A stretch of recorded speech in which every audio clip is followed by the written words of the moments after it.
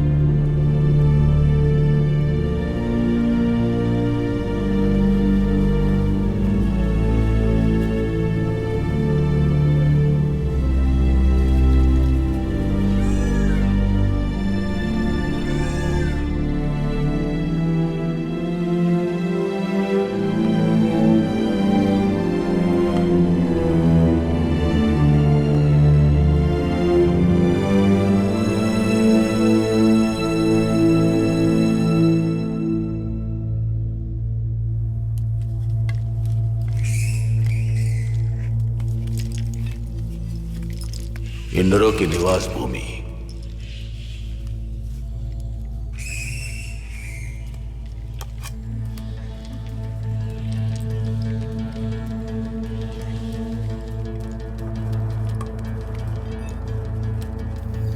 हाँ मारा, हाँ मारा, और जोर से मारा।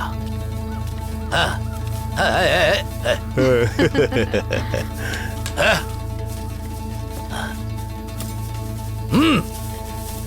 ए,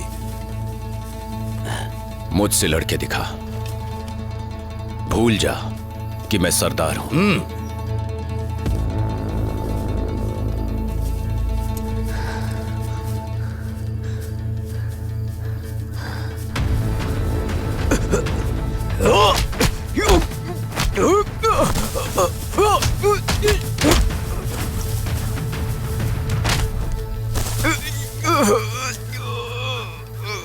बस बहुत हुआ, आजा, अब तुम्हारी बारी है।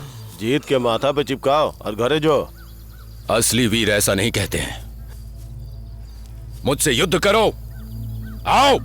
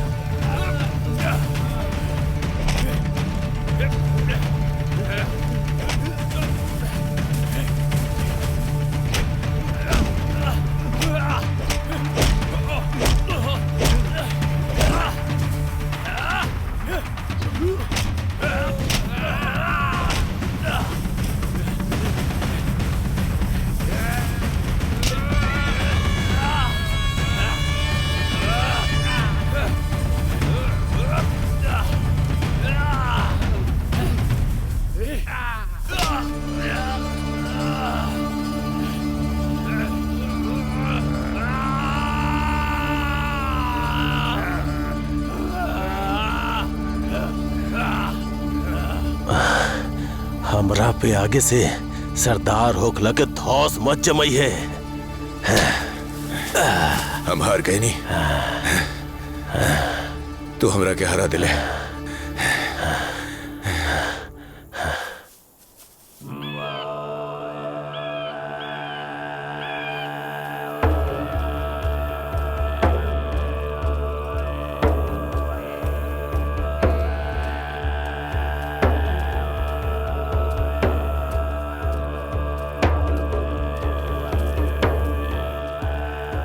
हुई हुई।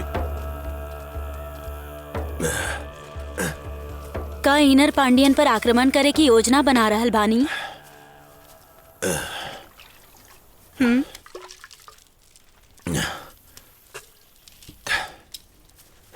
आप उत्तर काहे ना दे रहल बानी? हमनी के पुत्र बड़ होके सम्राट बने। तू अपन मन के शांत रखा, आवे वाला पुत्र ही बाना। पुरोहित के वचन सत्य होखे। अरब सागर 3,500 मील दूर पांड्या साम्राज्य के पश्चिम में।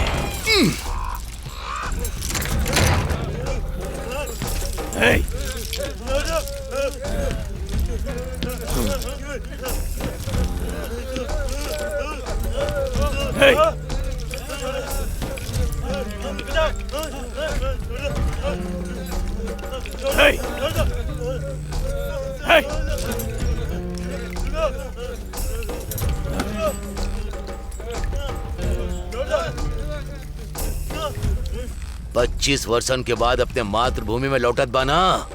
काहे तू तो हमके प्रसन्न नइखे दिख रहल। बड़ी ठंडी तासीर वाला बा। ना जाने काहे रणधीरन तो के वर्षन तक पालत रहे, अब तो के वापस चाहता। तोहार दिमाग काम कर रहल बा का? तोहे आखिर आपन जीवन के मोह काहे बा?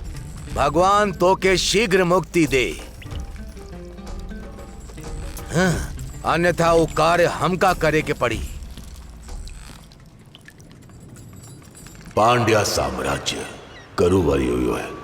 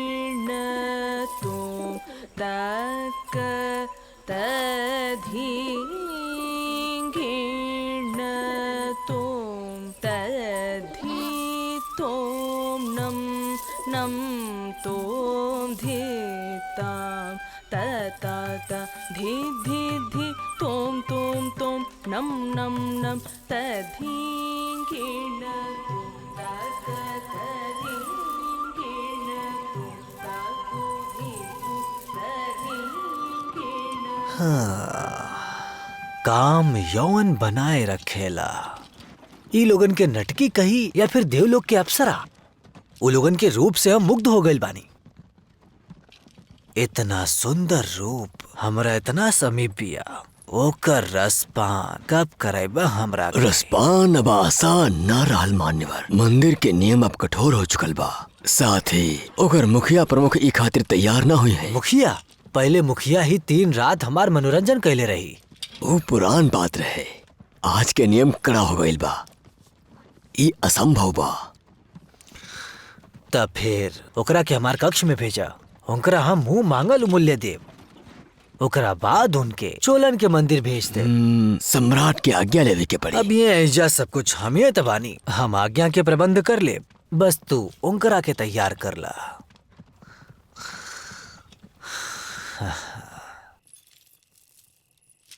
कौन सोच में डूबी हुई हो? कुछ ना, आज हमनी के कोनो नया पुरुष घूरत रहले, उनका देख के आज मन बहुत शंकित बा। प्रतिदिन कितना पुरुष हमनी के घूरे ले, ई त सामान्य बात बा। अच्छा ई त बतावा, हमार प्यारी सखी प्रसन्न कैसे होखी? कनन से मिला था या फिर हमके यहाँ से मुक्त करा था। ओ, कनन त तरह से मिले स्वयं आई है ना, तो फिर हम कैसे उनका से मिला सकेनी? का हमनी दोनों महल से बाहर उनका के ढूंढे निकली? का कहलू? तू अपन होश में त बाड़ू ना? अब हमें आगे बढ़ना ही होगा, चाहे हमारी जीत हो या हार। ये आशा की किरण है, यही किरण एक दिन हमारे कबीले को चमकाएगी। ये आत्महत्या के बराबर हुई, हमार कबीला नष्ट हुई जाई।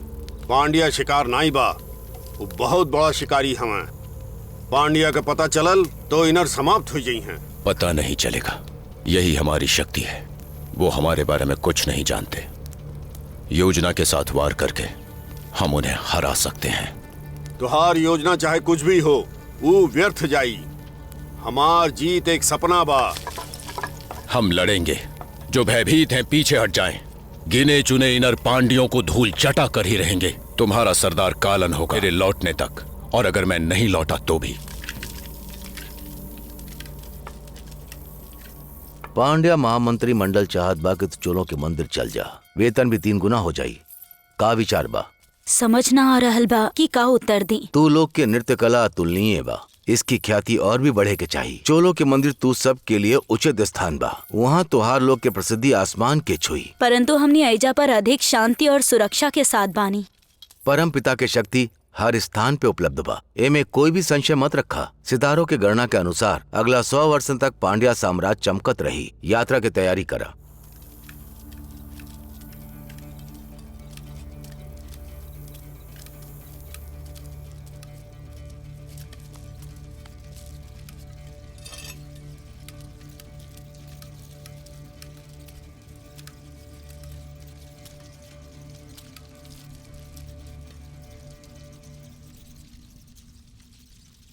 आपके मन के समझे नहीं। घात लगा के बैठल सब जानवर एक के जैसा होखेला।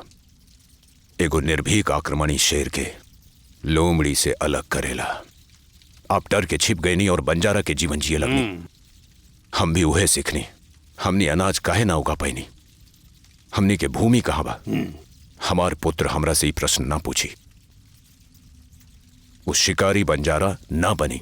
हम आपके बिना ना जाए। हमनी के सेना के आपके आवश्यकता बा। आप ही उनकर शक्ति बानी।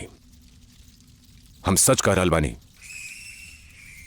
आपके हमार साथ देवे के ही पड़ी। हमार होखे वाला पुत्र खातिर।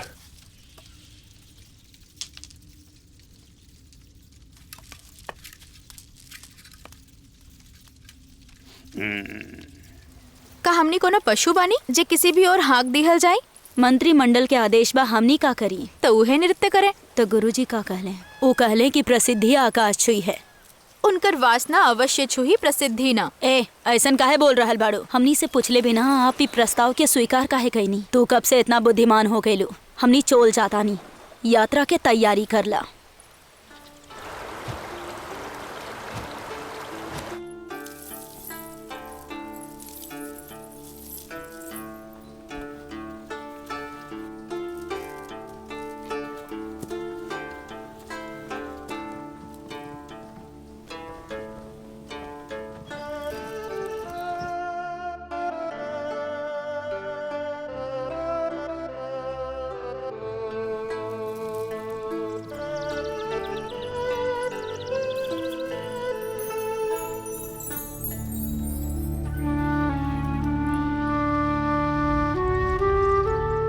पांड्या साम्राज्य के राजकुमारी सूरनी पिछला सोमवार कोनो दुष्ट शक्ति के शिकार होके वो अस्वस्थ हो गई बाड़ीन। उनकर स्वास्थ्य लाभ खातिर लोग आपन तरफ से भेंट दे सकत आड़े। कन्या के पिता उनकरा मंदिर के भेंट कर सकत आड़े और प्रसाद में 100 स्वर्ण मुद्रा प्राप्त कर सकत आड़े।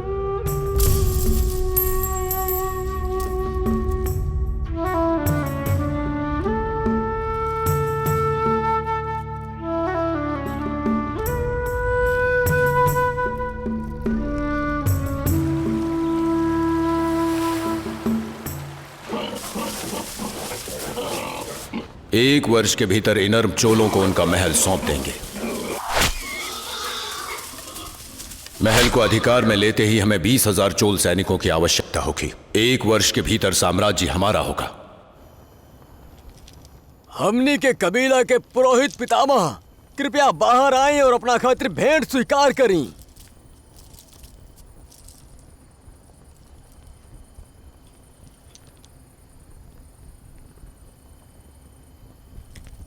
का बात है? इनर लोग लड़ाई के निर्णय कैले बड़े। हमनी के देवी के आशीर्वाद चाहिए। के बात तोहार सरदार? इनर के विजय खातिर आप देवी के बलिदान दी। नम्रता नाही सीखी।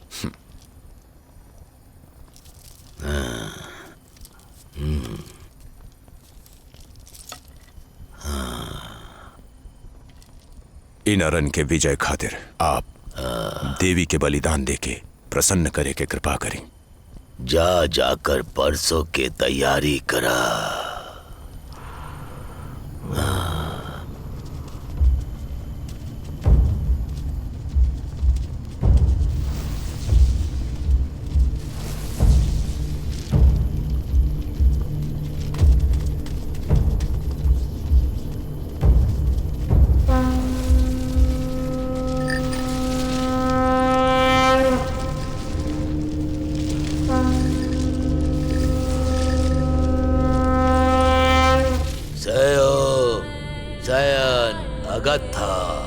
अगुदय पूर्वज प्रसन्न होए आपके पुत्र के गोद में। इनरों के उत्थान के खातिर पांडवों के विनाश के संकल्प ले ले बा।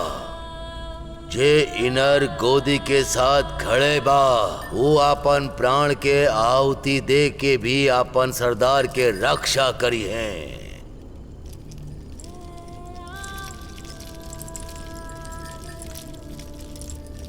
काल चक्र के एक रात में ईश्वर से क्रोधित होके आकाश चीरत तीव्र विद्युत से आघात कैले बा।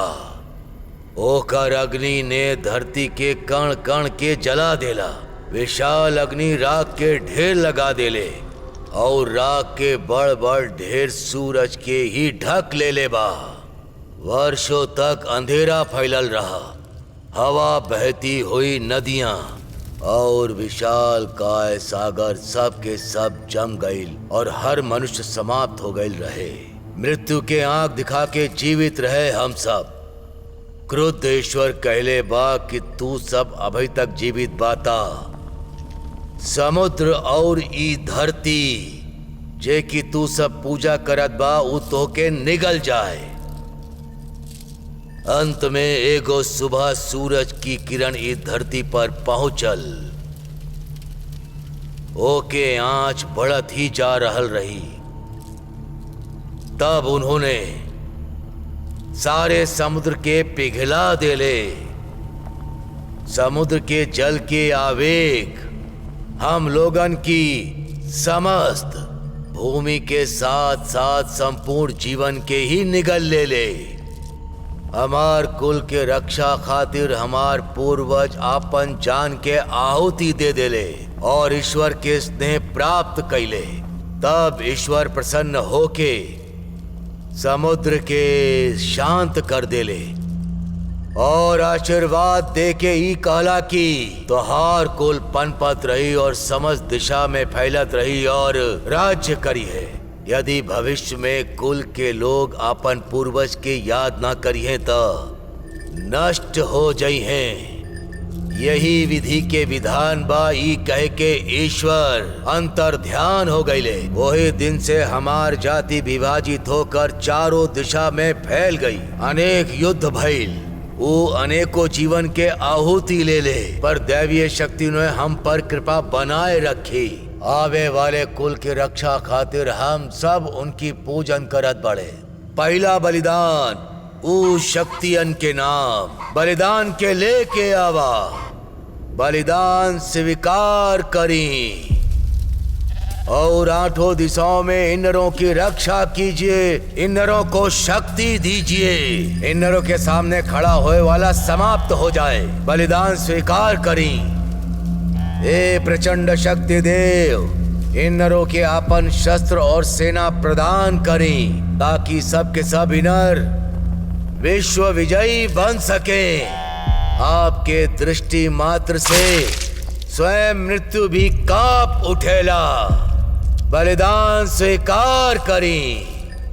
अब वो दिन दूर नहीं खे जब हम सब इन्नरों के राज ये पूरा के पूरा संसार पर होई। अगला बलिदान लेके आवा।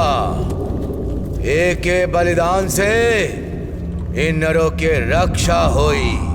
बलिदान प्रस्तुत बा देवी। पधारी देवी।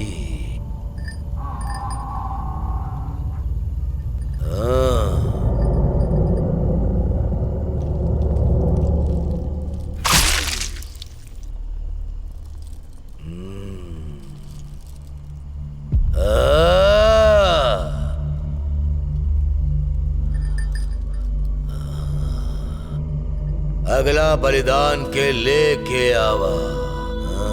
हमनी के द्वारा ही बलिदान हमार इन्नरों के रक्षा करिया देवी, रक्षा करिया।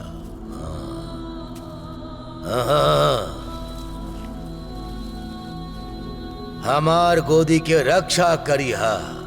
बलिदान प्रस्तुत बा देवी। बलिदान के शुद्धि करा।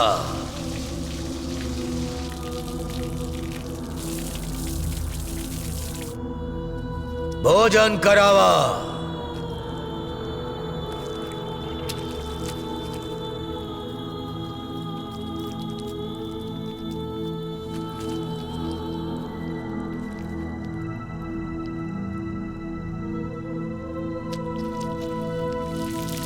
किन्नर के सरदार आगे आवा और आपन शस्त्र देवी के प्रस्तुत करा।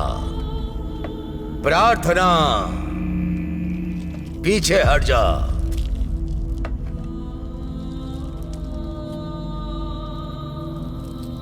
हे देवी, बलिदान स्वीकार करा, एके मुक्ति प्रदान करा। ई एक वीर योद्धा बा और ई के शरीर में वीर योद्धा के रक्त बहत बा। एके मुक्ति प्रदान करी, इन नर विजयी होए। बलिदान स्वीकार कर भोग लगाई, गोदी के रक्षा करी।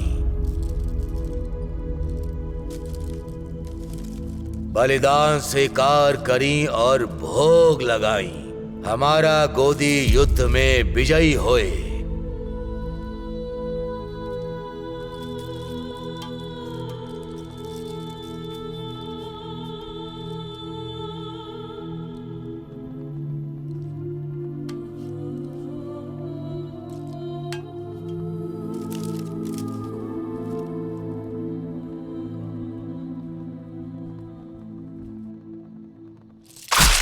दो रात में हम चोलों की प्रजा में घुल मिल जाएंगे और उसके पश्चात अगला दल अंदर घुसेगा। 10 दिनों में 10 योद्धा घुसपैठ करेंगे, पर हम सभी को कभी भी बड़े गुटों में नहीं रहना है। 10-10 के छोटे गुटों में धीरे धीरे अलग अलग स्थानों से घुसपैठ करेंगे।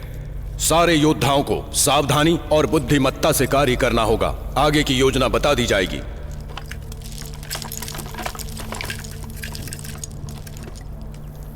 हर तरह से कठिन अवश्य है, लेकिन हमारा साहस ही हमें विजय प्राप्त कराएगा। ये युद्ध हमारे वंशजों के लिए है। अब हमारे वंशज शिकारी बंजारे नहीं कहलाएंगे।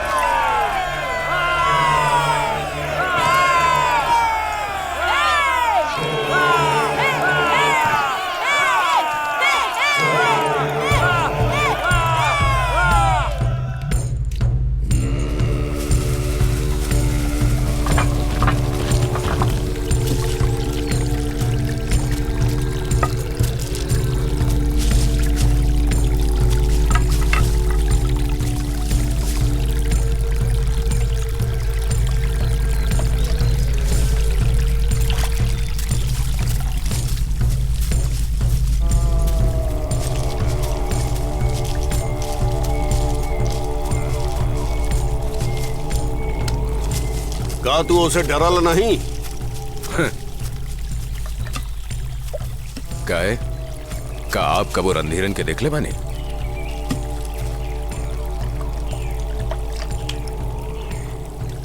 एकर उत्तर तो चेरा सैनिकन के पास है मिल सकाला। ओ दिन चेरा और चोलों के युद्ध में डेराइल चेला सैनिक भारी संख्या में पश्चिम दिशा के ओर भागत रहने। सबके जी पे एक नाव रहल। रणधीरन राख से लथपथ काल बन के नाचत रहल। याद रखिया, रणधीरन के मारे के तुम्हें एक अवसर मिली। अगर चूक गईला तो तुहार अंत निश्चित बा। अंत बिल्कुल निश्चित हवे। का रणधीरन के शरीर लोहा के बनल बा? यह मान ला, ऐसा कोनो तलवार नाई बनल बा जौन का सीना चीर सके।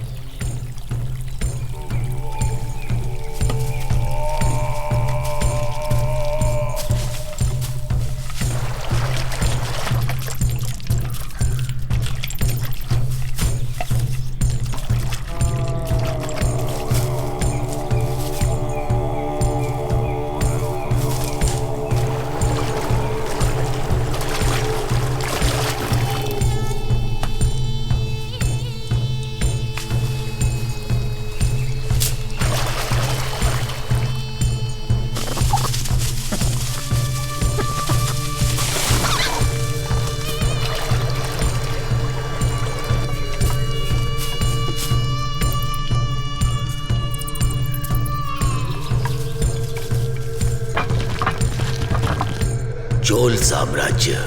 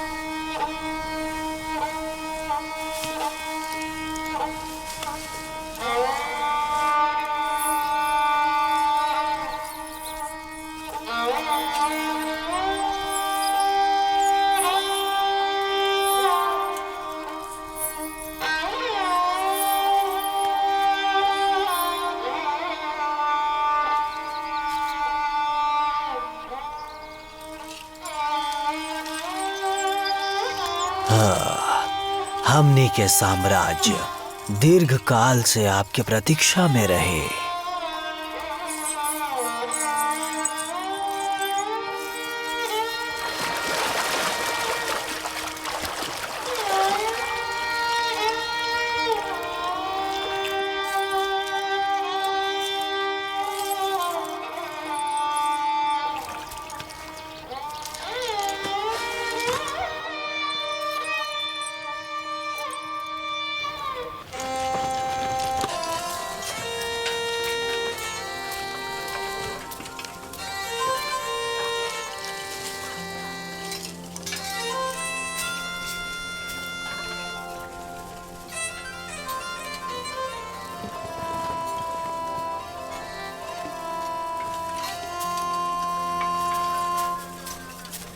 प्रणाम स्वीकार करी ब्राह्मण श्रेष्ठ, कैसन बानी आप? प्रणाम, हम ठीक बानी।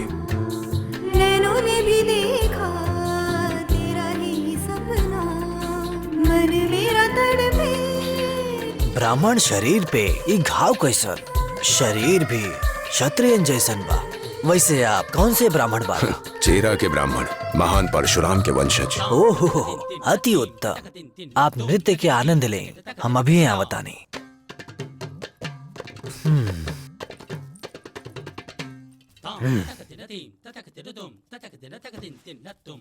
उनकरा दा। हाँ, कहाँ गए?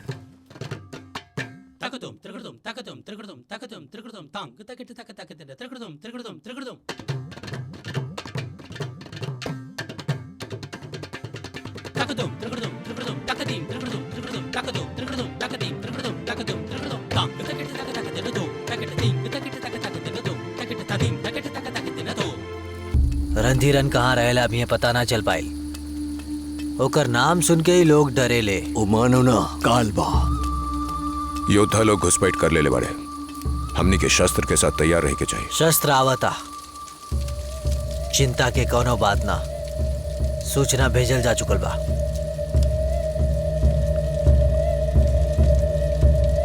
प्रतीक्षा रही।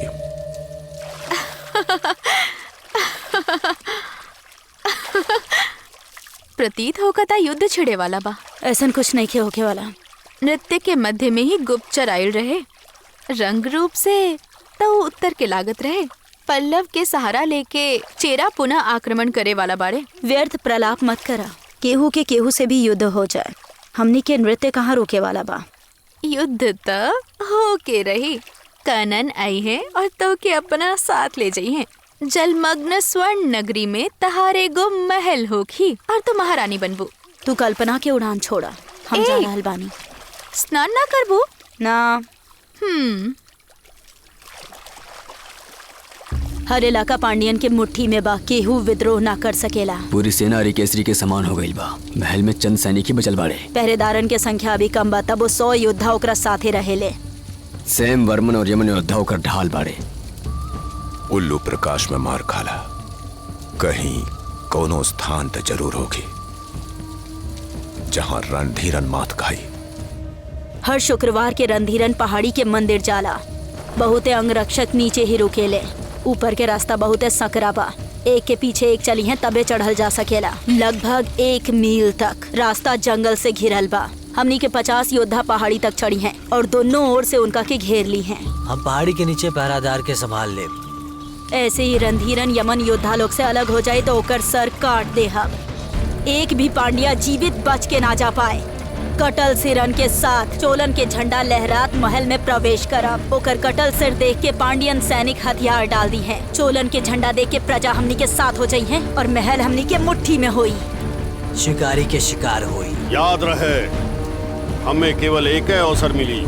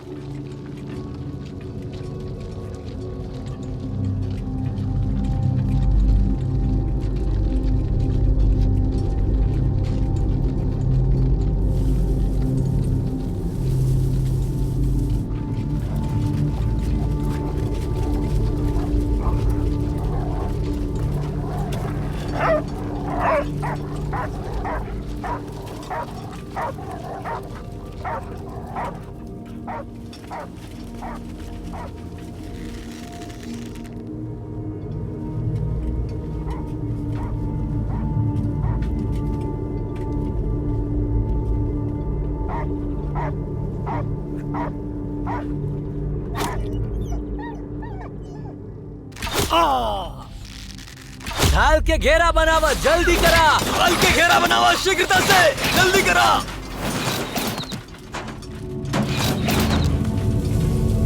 ये है भाई।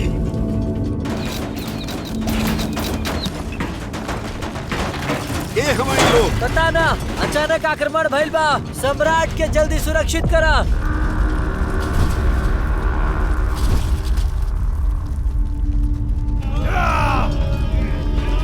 कोई भी हो कुछ नहीं कर पाएंगे। ढालों का घेरा बनाए रखो। हम पांड्यन हैं, भय भी हमसे भय खाता है। हमने महान चोल साम्राज्य को परास्त किया है। हमने पल्लवों को भी धूल चढ़ा के रख दी थी। चेरों ने हमारे सामने घुटने टेक दिए थे। हमने कल पिरार साम्राज्य को जड़ से उखाड़ दिया था। ये चूहे हमारा कुछ नहीं बिगाड़ सकते। ढालों का घेरा बनाए रखो। काट डालो इन्हें।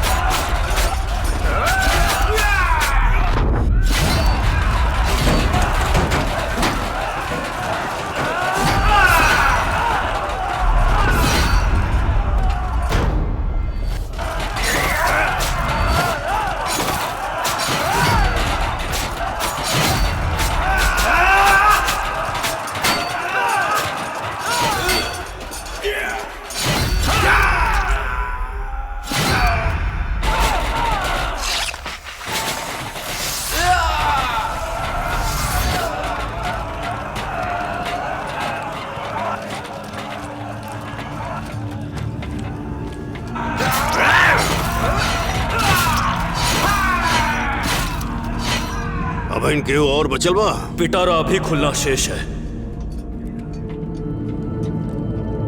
हाँ।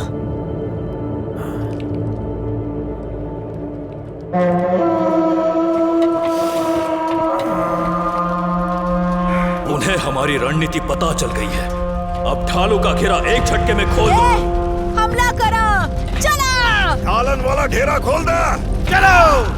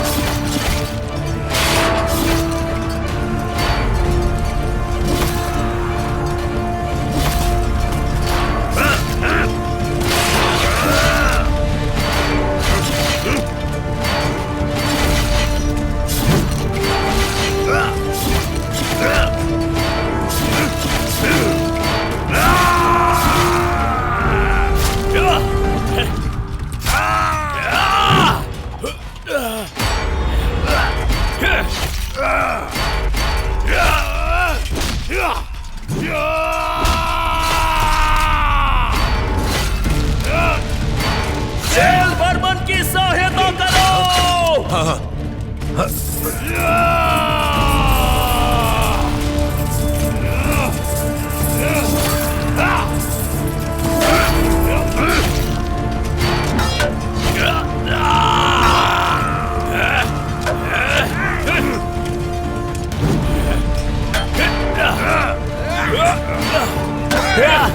बर्मन सम्राट के लेके जा।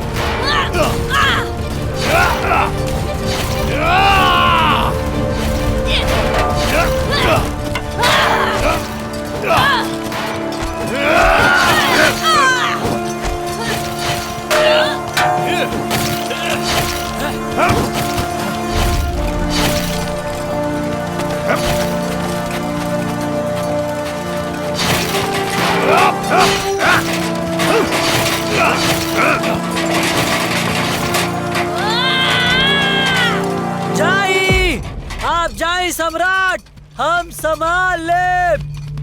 आप जाइए।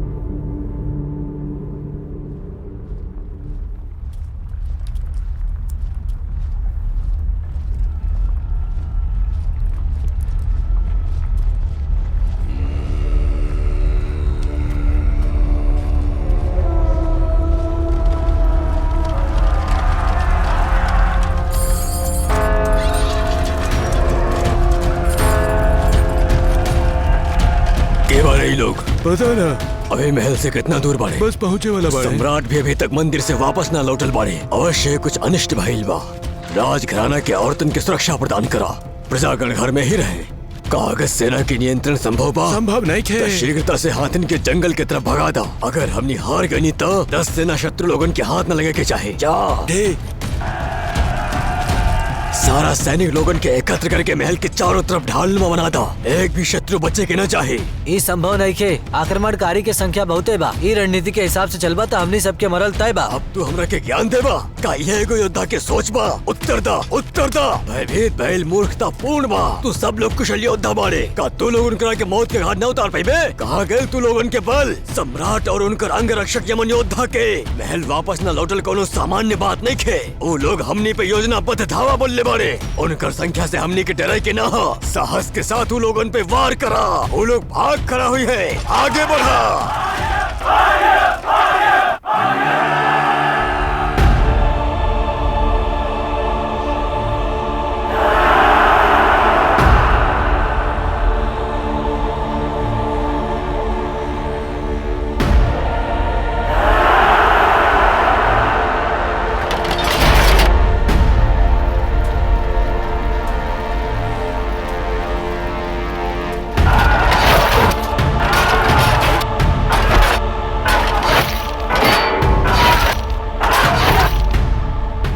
पांड्यन युद्ध में हार रहल बाड़े। कुछ ही समय में महल शत्रु लोगन के अधिकार में हो जाए।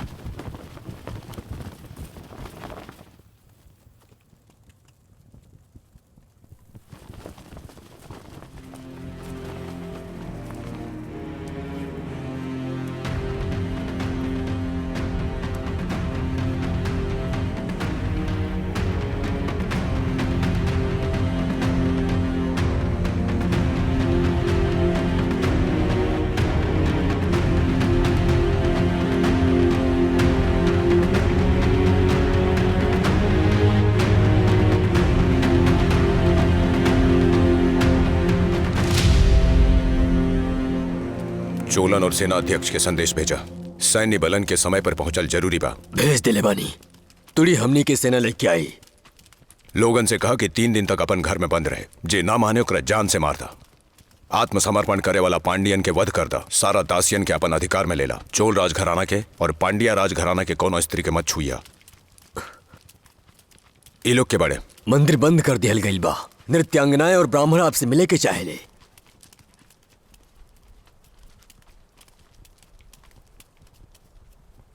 का चाहिए? प्रणाम प्रभु।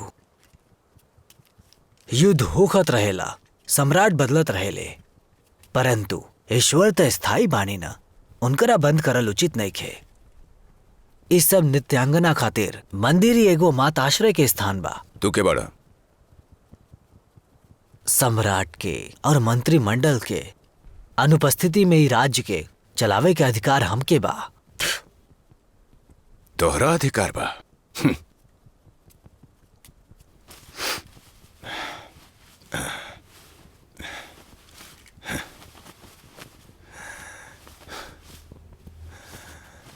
कौन राज्य से बाड़ू तू लोग? पांडियन राज्य से। अब यही है बखत लौट जा। मंदिर के द्वार ना खुली, निकल जा। अब यह लौट जाए? इतना रात के कहाँ जाइया? तो तू भी साथ जयबा इनकर आपन उत्तरदायित्व के पालन करे खातिर। एक पहर के बाद जे भी दिखे ओकरा मार दिया।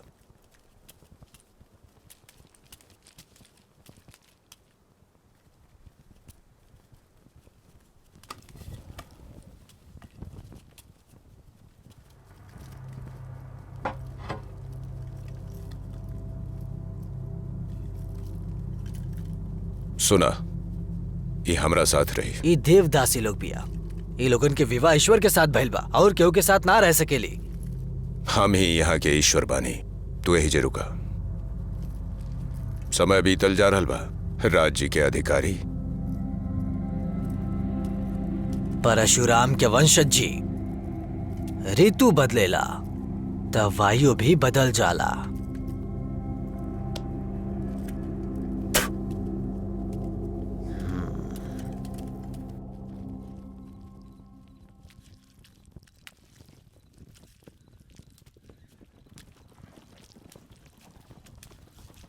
तूड़ी, हमने चोलन के संदेश भेज देले बानी, लेकिन चोलन के सेना पहुंचे में समय जरूर लगी।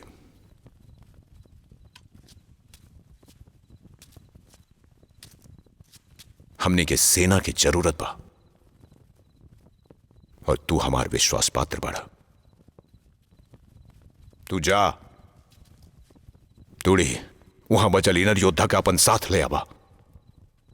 बता दो सबके कि हमने पांडियन के पराजित कर देले बनी। अब जा और सेना के साथ लौटिया।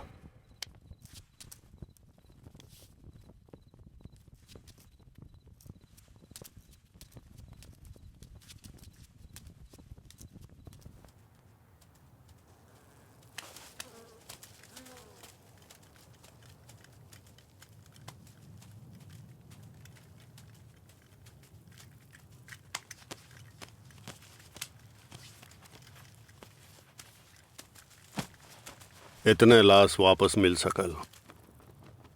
कौन है वो? इतने पता चलल कि कोनो इनर कबीला बा। क्या उनकी संख्या का कोई अनुमान मिला है? 10-100 से ज्यादा नहीं हुई हैं। हमारे कितने योद्धा जीवित बचे हैं? चोलन का झंडा लेके वो महल में घुस लें। राज्य के लोग उन्हें चोलन के सेना समझ के उनके साथ मिल गए। हमरे बहुत से योद्धा मारल गए राजन, और जो थोड़ा बहुत बच गए उनके कुछ भी कई पावल असंभव रहल। 3 लाख सैनिकों की विशाल शक्तिशाली सेना, जिसने 300 वर्ष पुराने कल्पिरार साम्राज्य को नष्ट किया। योद्धा जिन्होंने चेरों और तुंडइयों को धूल चटा दी थी। एक छोटे कबीले वाले ने और उनकी सेना ने अगर मुझे चुनौती देने का साहस किया है तो निसंदेह वो एक वीर है। उसे वीर गति प्रदान करना मेरा कर्तव्य है। राज्य की सीमा पर दृष्टि बनाए रखो। साम्राज्य उनके हाथ में आने से पहले उन्हें समाप्त करेंगे। हम दोबारा सेना एकत्रित करेंगे। 1 माह के भीतर इनरों का अंत हो जाएगा। युद्ध अब शुरू हुआ है। मैं आ रहा हूं।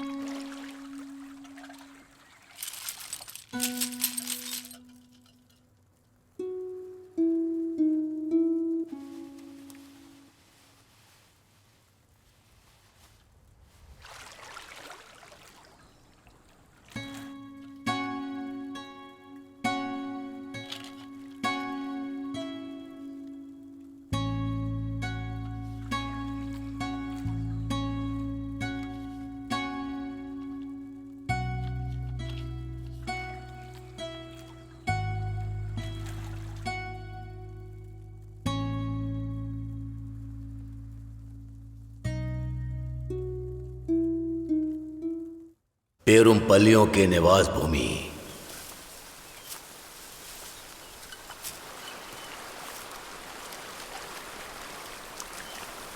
प्रणाम। प्रणाम।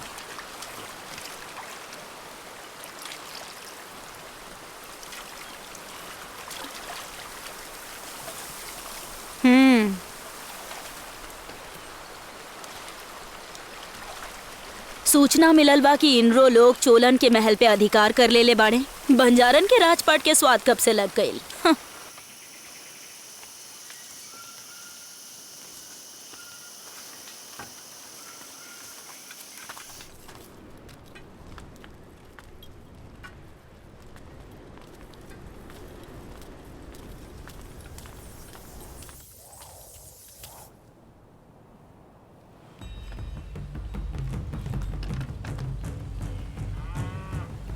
दक्षिण भारत के पहचान वेंकटम से कन्याकुमारी तक शासन करे वाले सम्राट रणधीरन पांड्या के आगमन पर पेरुमपल्ली कबीला उनकर स्वागत करेले।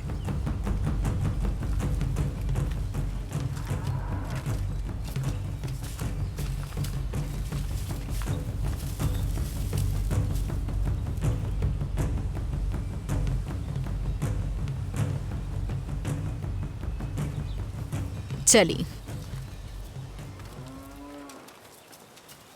उनका आक्रमण अप्रत्याशित था। लोमड़ी के शिकार के लिए शेर की कोई आवश्यकता नहीं है, इसलिए राजधानी से सेना बुलाने के लिए पेरुमपल्ली की सहायता चाहिए।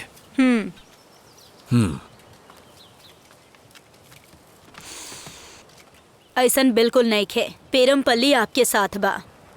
पेरुमपल्ली लोग पांडियन के हर पल साथ देले बाड़े। अनेकों पेरुमपल्ली योद्धा चेरन के युद्ध में वीर गति के प्राप्त भइल बाड़े। प्रत्येक समर्थ योद्धा आपके साथ बा। अगर पेरुमल्ली लोग आपके साथ देहले तो प्रतिदान में हमनी के का मिली? क्या मांग है? पांड्या सम्राट हमनी के कुल के कन्या से विवाह करी हैं। यह कैसी शर्त है? शर्त रखे के हमनी के सामर्थ्य नहीं खे। ये हमनी के अनुग्रह बा। हमनी के कन्या के साथ 30 हाथी, 700 घोड़ा और 500 पेरुमल्लियन योद्धा आपके भेंट कल जाई। और पेरुमल्लियन के नियंत्रण वाला 9 छोटा कबीला भी अपन सैन्य दल के साथ आपके सहायता करी हैं। वचन याद रखिएगा, पर इस वंश का पांड्यन सिंहासन पर अधिकार नहीं होगा। भविष्य में का होई भविष्य ही बताई।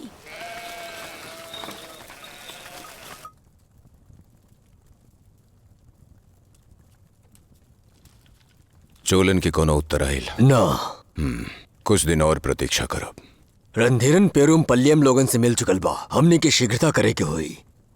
तूड़ी हमनी के लोगन के पास पहुंच गई होगी। तू अभी चोलन के बारे में का कहत रहला? रणधीरन पेरुमपल्लियम लोगन से मिल चुकल बा। हमनी के शीघ्रता करे के होई।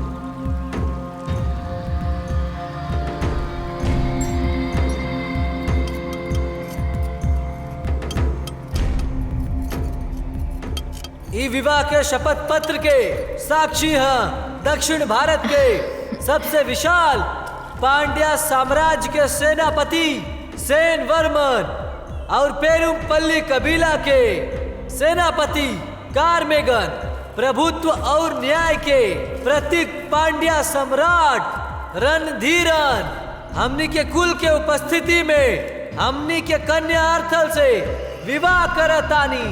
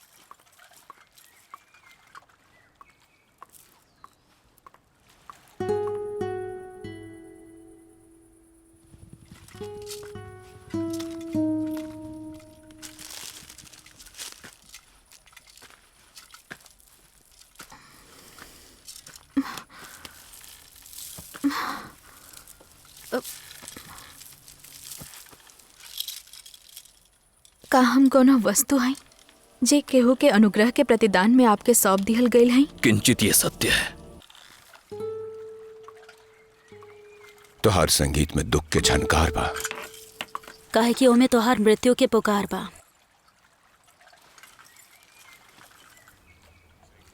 श्रृंगार और संगीत से उत्तेजना मिले के चाहिए, मृत्यु ना।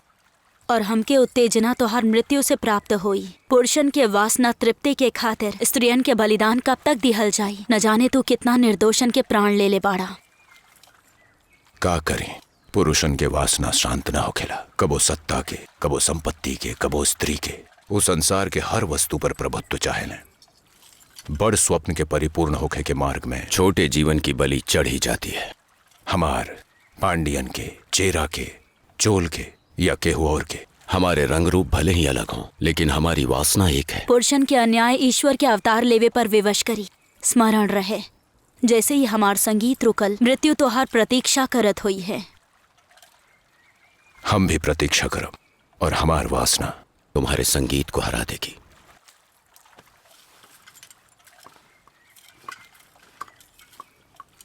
जे भी होके, आज ही मेरे शयन कक्ष को अपनी सुगंध से महका देना। चोलन से अभी तक कोनो उत्तर ना मिल पाइल बा। पेरुमपल्ली अभी तक भारी सेना जुटा ले हुई। हमनी के शीघ्र ही कुछ करे की हुई। का चोला लोग विश्वासघात कैले या वो युद्ध खातिर अभी तैयार नहीं खे? चोल विश्वासघाती नहीं, मुझे लगता है उनके पास अब तक संदेश पहुंचा नहीं। ठीक बा, ए बार संदेश हम स्वयं लेके जाइब।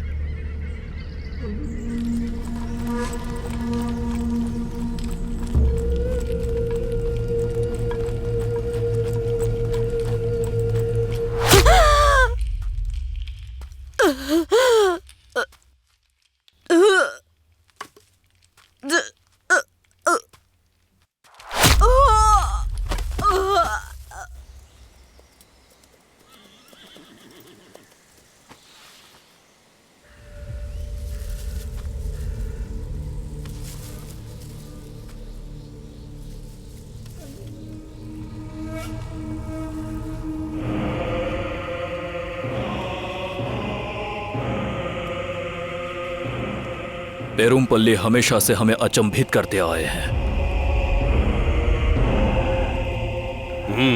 राजधानी की ओर बढ़े वाली सेना जल्दी ही यहाँ पहुंच जाएगी।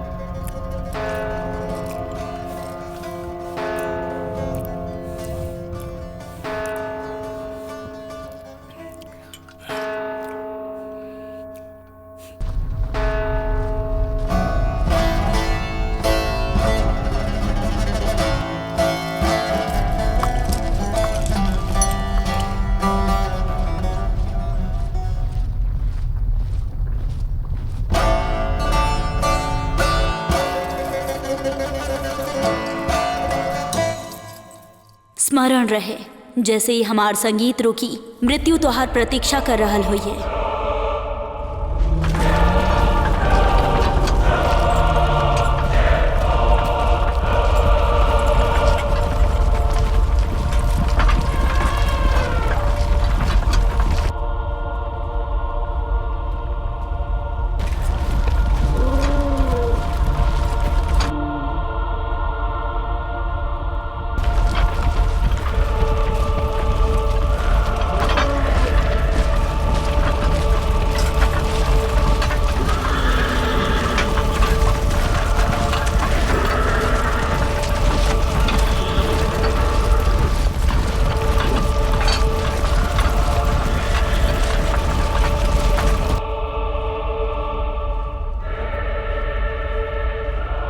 वीर रणधीरन कुछ सैकड़न से लड़े खातिर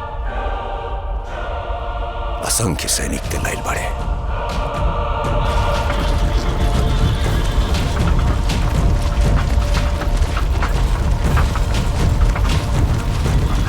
यही विश्राम कही जाए आज।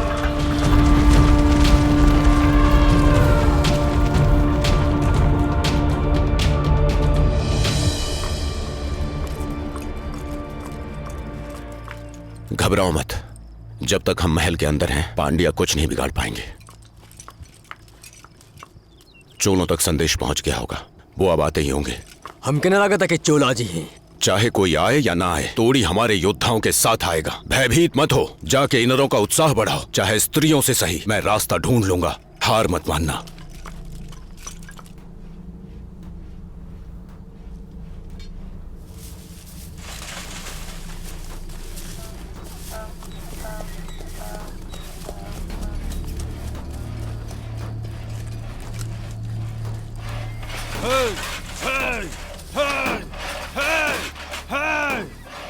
अब केकर प्रतीक्षा बा, हमके महल पर आक्रमण कई देवे चाहिए।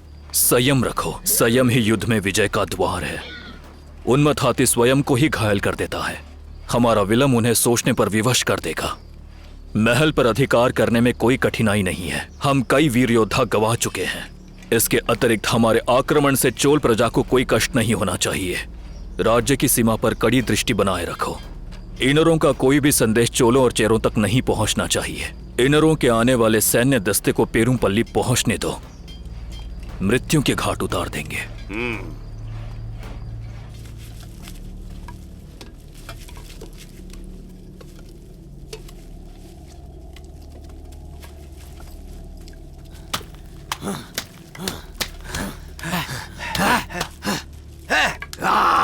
ए विक्षिप्त,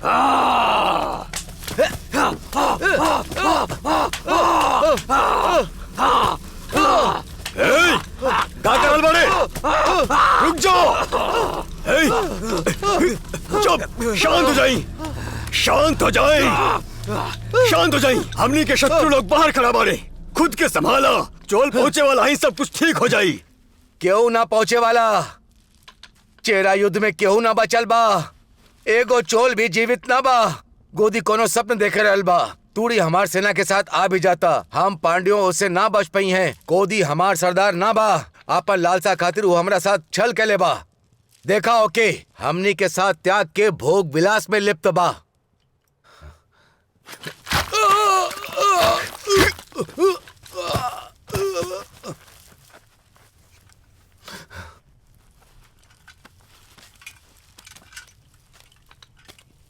पागल हो गई रही, ठिकाने लगा दे करा के।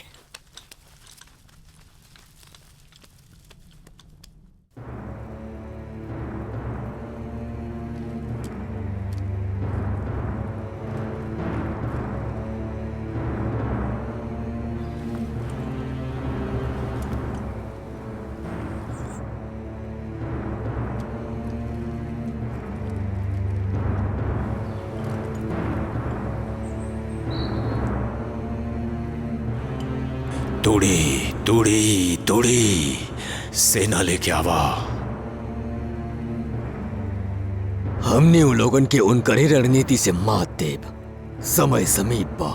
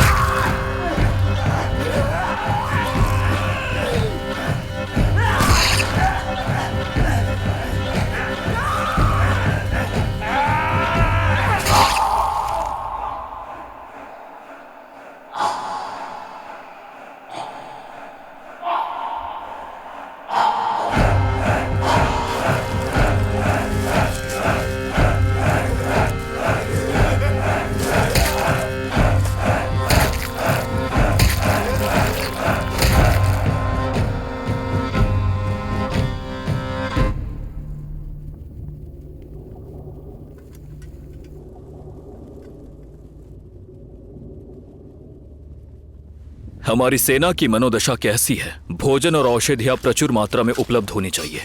आप निश्चिंत रही, सारा व्यवस्था हो गई बा। सावधान, ये तलवार आपके चोट पहुंचा सकेला। नाम क्या है तुम्हारा? कोडुंगन। कुडुंगन।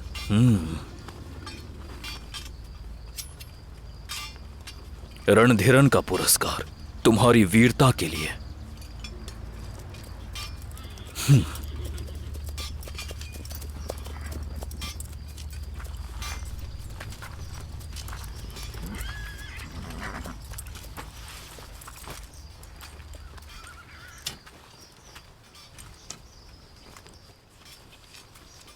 क्या समाचार है? चोर लोग उनके न पहुंचे से अन्य सरदार भी पीछे हट रहा बाड़े।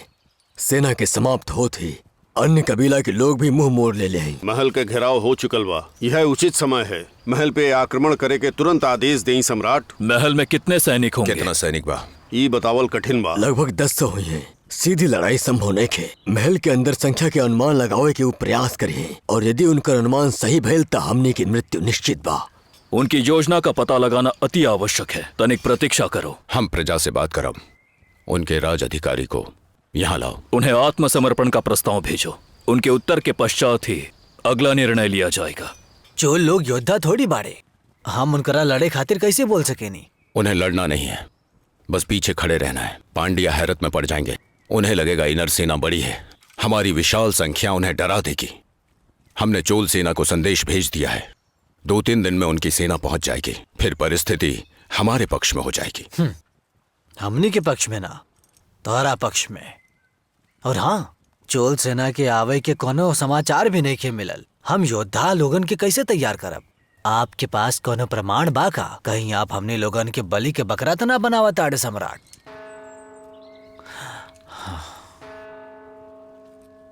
जा। जब ऋतु बदलेला तो वायु वेग भी बदलेला परशुराम के वंशज।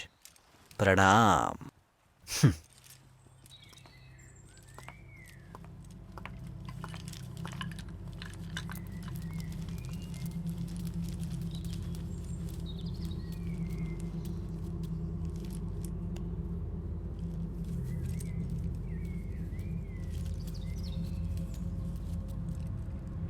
इनर आत्मसमर्पण कर दें। पांड्यों के दृष्टि में समस्या का एकमात्र हल युद्ध नहीं है। सेन वर्मन पांड्या सेनापति।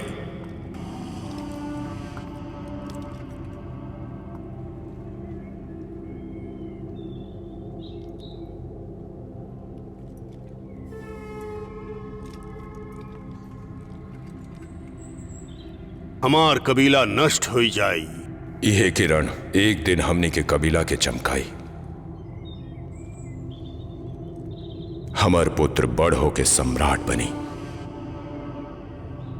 उनका उत्तर भिजवा था।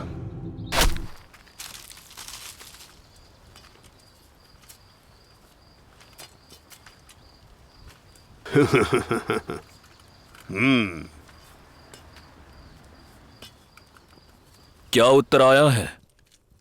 रणधीरन का गौरव बना रहे। इनर कायरों की तरह आत्मसमर्पण नहीं करेंगे। हम भी दोनों पक्षों की जनहानि नहीं चाहते। मेरी ओर से पांड्यों के समक्ष एक औपचारिक समाधान प्रस्तुत है। कुछ मान्य लोगों की उपस्थिति में मैं रणधीरन को या राज्यवंश के किसी भी योद्धा को अपने साथ द्वंद्व युद्ध की चुनौती देता हूँ। जो जीता महल पर उसका अधिकार होगा। आपको स्वीकार है तो उदयपुर पहाड़ी पर युद्ध के लिए मैदान तैयार रखो। गोदी इनरों का सरदार। ये रणधीरन का वचन है। गोदी की अंत्येष्टि धूमधाम से होगी।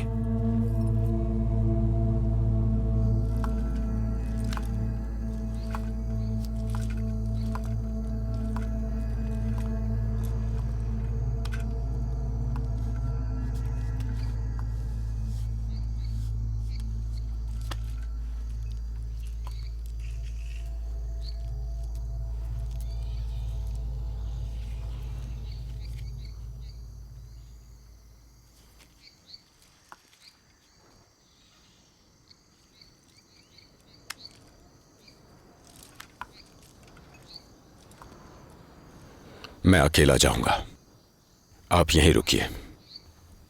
हमारे कबीले को आपकी आवश्यकता है।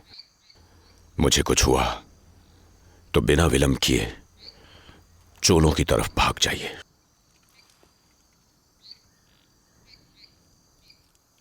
गोधी, तू एक महान योद्धा हुआ। तुहार पिता भइले पर हमें गर्व बा। कुछ दिनों खातिर सही तू एक सम्राट के ऐश्वर्य जी के दिखौले बड़ा। समय के शिलालेख पे रणधीरन का नाम तुहरे बिना ना ही लिखल जाई।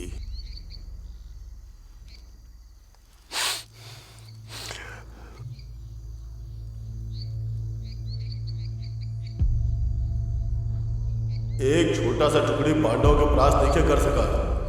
हमार कबीला नष्ट हो जाई। यह किरण एक दिन हमनी के कबीला के चमकाई। हमार पुत्र बड़ होके सम्राट बनी।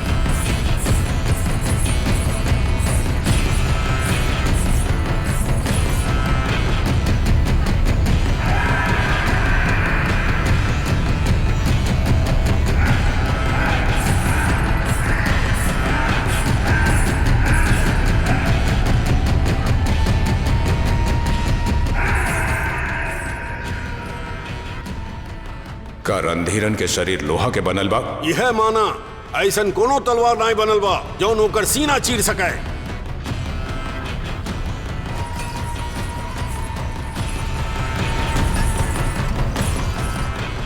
युद्ध अब शुरू हुआ है। मैं आ रहा हूं। याद रखिया, रणधीरन के मारे के तुम्हें एक अवसर मिली। अगर चूक गईला तो तुहार अंत निश्चित बा। धरती और आकाश की उपस्थिति में, मनुष्यों, देवों और दानवों की उपस्थिति में, विशेषकर सर्वोपरि ईश्वर की उपस्थिति में, पांड्या सम्राट रणधीरन और ईनर कबीले के सरदार कोदी अपन पक्ष के प्रतिनिधित्व करत भइल मृत्यु के रण में द्वंद्व युद्ध करी है। यही नीति के न्याय, नीति के संग्राम, नीति के विजय और नीति के विधान होई।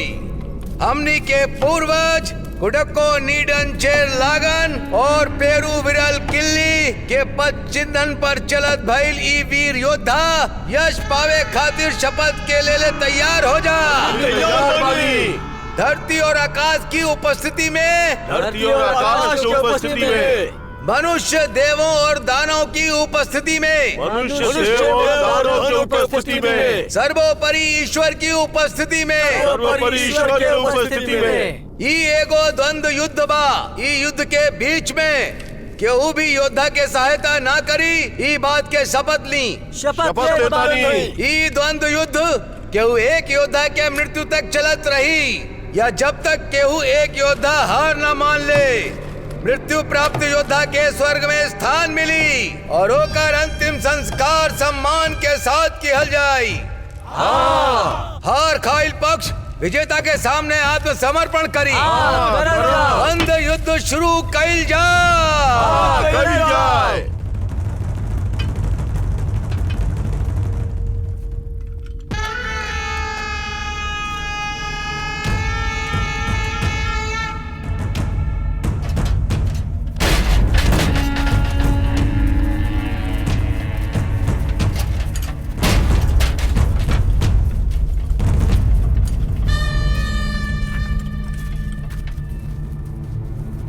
अगर मैं मृत्यु को प्राप्त हुआ, महल इनरों का होगा।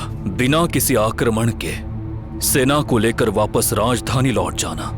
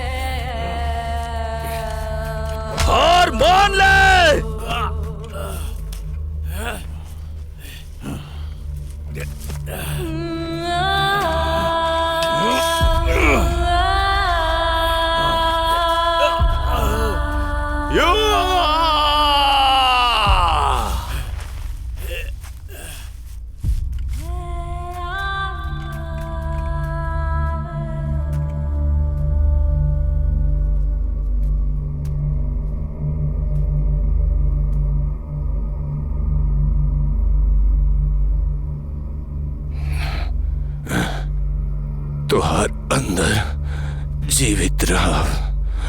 तुम, मैं नहीं हूं। तुम रणधीरन कभी नहीं बन सकते।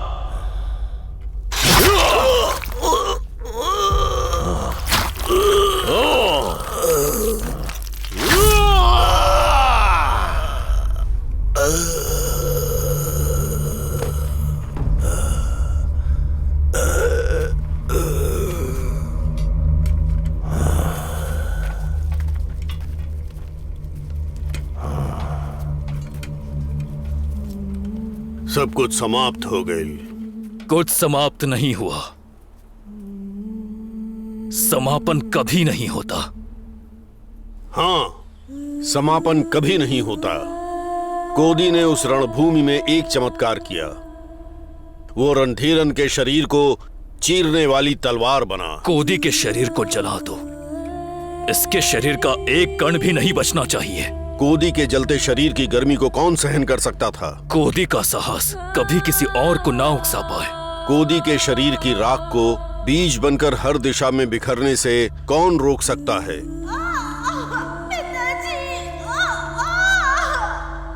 इनर कबीले का संपूर्ण अस्तित्व ही समाप्त कर दो। उन पर रत्ती भर भी दया मत करना। उनके सारे जीवित बचे लोगों का वध कर दो। रणधीरन के विरुद्ध खड़ा होने का विचार भी किसी के मन में आए तो वो मृत्यु के भय से कांप उठे।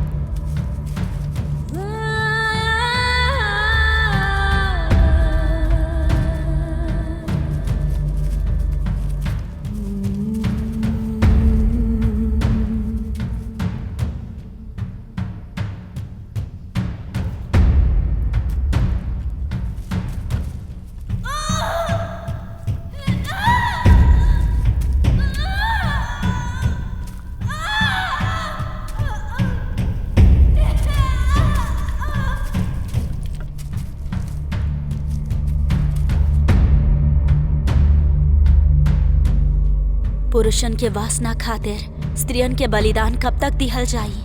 अच्छा ये बतावा, हमार प्यारी सखी प्रसन्न कैसे होगी? कनन से मिला दा, चाहे हमके मुक्ति दिला दा। ओह, कनन तो तरह से मिले स्वयं आई है ना, तो फिर हम उनका से कैसे मिला सके? नहीं का हमनी दोनों उनका ढूंढे खातिर निकली? का कहलू? तू अपन होश में तो बाड़ू।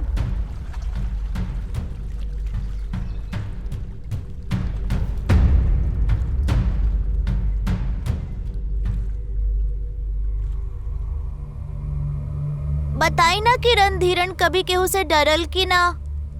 रणधीरन ही नहीं, सारे राजा प्रभुत्व खोने से डरते हैं। सारी महिमा प्रभुत्व की ही है, राजाओं और राज्यों की नहीं। शासक सारे युद्ध पर अपना प्रभुत्व बनाए रखने के लिए ही करते आए हैं, और ये प्रभुत्व हमेशा बना रहे, इसलिए उन्हें चाहिए राज्य, प्रजा, साहस और अधिकार। हाँ, चलो चलते हैं। अच्छा आप ये बताएं, वो देवदासी के मृत्यु काहे भइल और दूसर देवदासी के साथ का भइल? एक ही दिन में समाप्त होने वाली कहानी नहीं है ये। सच तो ये है कि कहानी अभी शुरू हुई है। कैसे उस देवदासी की मृत्यु ने संपूर्ण दक्षिण को सिहरा दिया। क्या दूसरी देवदासियां अपने राज्य पहुंच सकीं? तुम हमारे पास कैसे आए? रणधीरन को भी अपने प्राण देकर बचाने वाले यवनों और पांड्यों का क्या रिश्ता था? और अब इन सब के परे साम्राज्यों की लड़ाई तो अब शुरू होने वाली थी। कोदी की मृत्यु तो बस एक शुरुआत थी।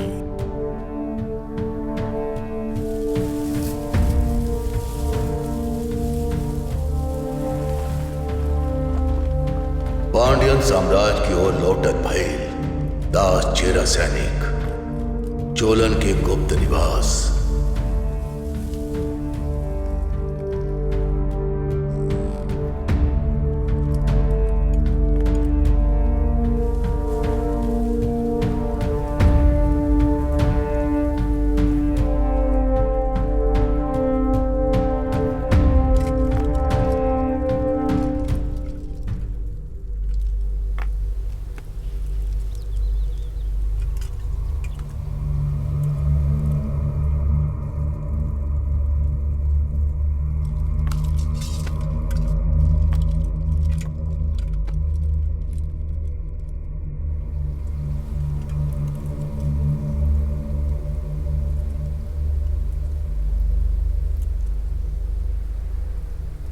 सेना तैयार करो।